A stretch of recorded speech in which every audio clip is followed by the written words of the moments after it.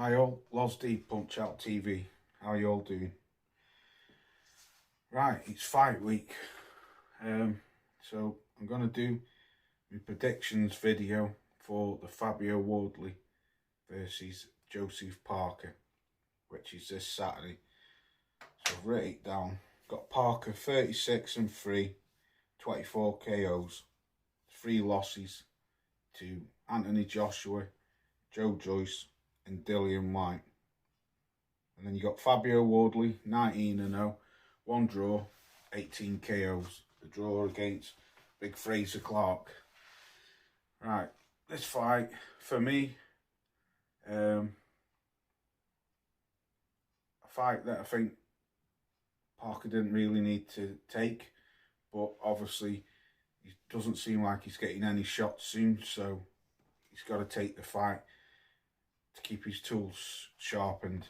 And a fight for Fabio to see where he is at the next level, because he's shown that he's above British and European level, so he's knocking on the door of the big guys.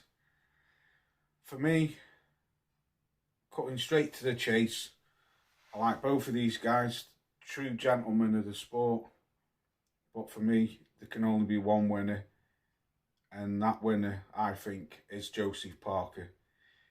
Yes, I'm a Parker fan, bit of a Parker fanboy, but I also big fan of Fabio Ward. Like I say, two gentlemen of the sport. No trash talking and all that malarkey.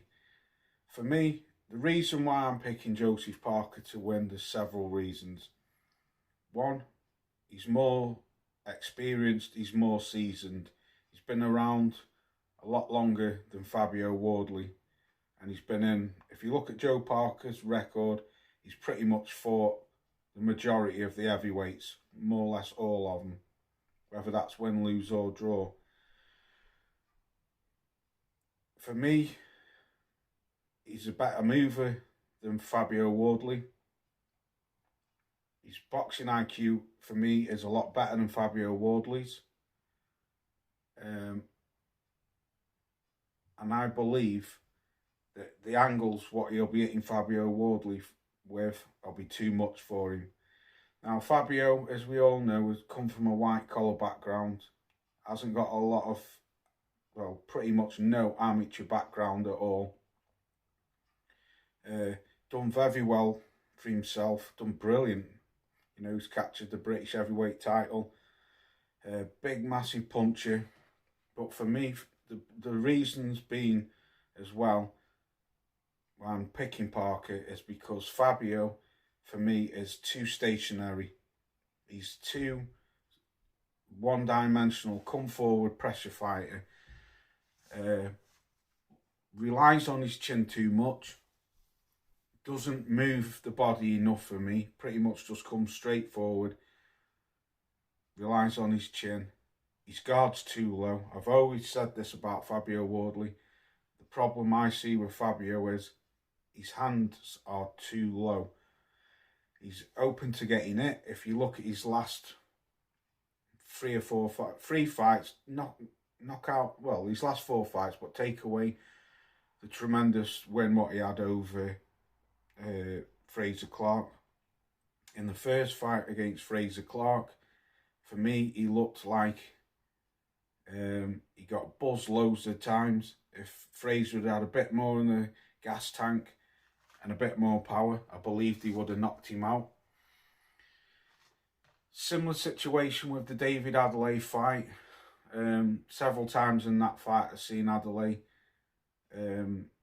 buzzing him, but he got the win. And the Justy Sooney fight said it all again for me. Justy Sooney was teeing off on him. I didn't give Fabio 1 round. This sounds a bit harsh, but I'm just saying it how I see it. Justy Sooney didn't give him 1 round. Stunned him a couple of times. Not enough to like wobble him or anything, but stunned him. For me, I had him looking sorry for himself sometimes in that fight. Looked like he had no plan B. But he come away with the win because, like I say, he's got the equaliser punch. And that's pretty much carried him. His chin and his power has pretty much got him to where he, and not just that as well, his hard work and his heart. The kid, he's willing to get it to throw a punch. Do you know what I mean? I remember the fight with Nathan Gorman years ago when Gorman was pretty much teeing off on him. He cut him. He bit down on his gum shield and he stepped it up a gear and got Gorman out of there. But for me, this is a level too much. This is where I think Fabio Wardley comes unstuck. Because, like I say, his hands are too low. He relies on his chin too much. For me, Parker's a bigger puncher. He's not a massive puncher, but he hits a lot harder than what I think, than what Justice Unik does, and what Fraser Clark does. Now, he's got 24 knockouts out of the 36 wins, so that pretty much tells you he's not a feather-fisted puncher. Under Andy Lee, for me, he is a completely different guy. You're going back a couple of years ago now when he lost to Joe Joyce. You know, in that fight, so-called supposed to have had the flu that night. He wasn't well. But for me, the first 6 rounds, he was playing with Joyce. But the pressure of Joe Joyce, and plus Joe Joyce has got an hard punch and a brilliant jab, I think he burnt out. Now, if Parker comes in a comfortable weight, I don't like the Josie Parker what piles on loads of weight.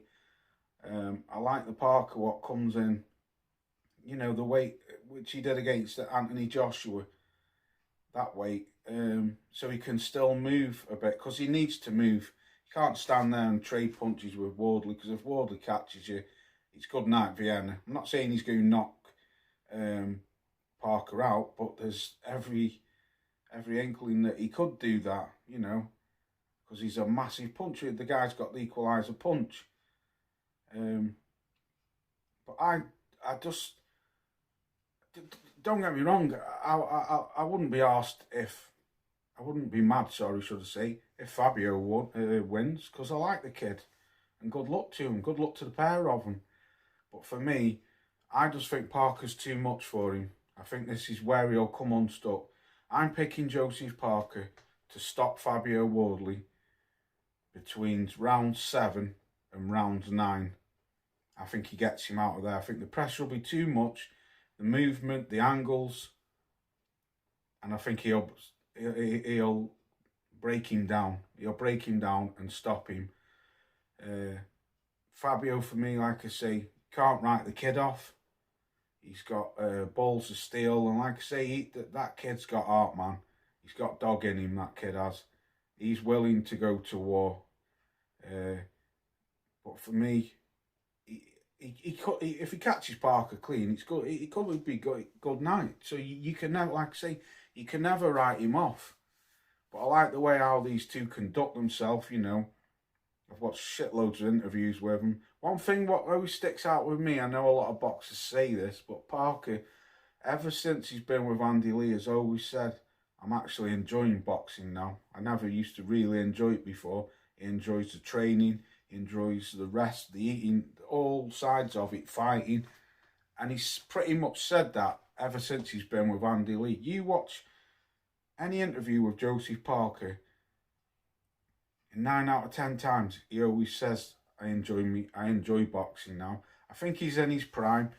He's been around a lot longer than Fabio. I won't say a lot longer, but he's been around long. He's been in with better fighters than what Fabio Wardley has.